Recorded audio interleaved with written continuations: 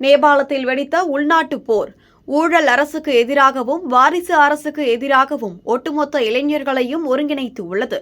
தமிழ்நாட்டிலும் தற்போது அதே நிலை உருவாகி வருகிறது.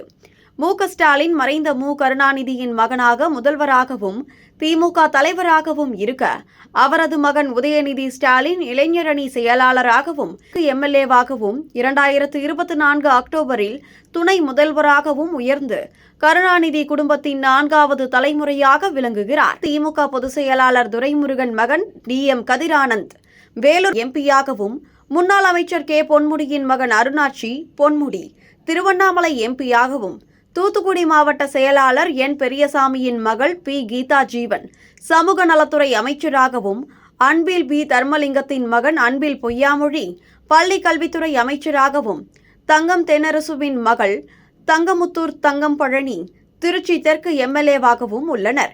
இவ்வாறு திமுகவில் குடும்ப ஆதிக்கம் ஆட்சியையும் கட்சியையும் ஆட்டி படைத்து ஜனநாயக கோட்பாடுகளுக்கு மாறாக குடும்ப நலனை முன்னிறுத்தி மக்களின் நம்பிக்கையை அரிக்கிறது.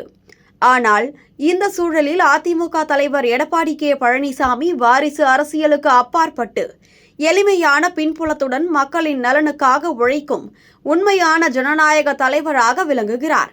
நேபாள் புரட்சியைப் போல தமிழ்நாட்டில் ஊழல் மற்றும் வாரிசு அரசியலுக்கு எதிராக மாற்றம் வேண்டுமெனில் EPS போன்ற தலைவர்களின் வழிகாட்டுதலும் மக்கள் ஆதரவும் இன்றியமையாதவை.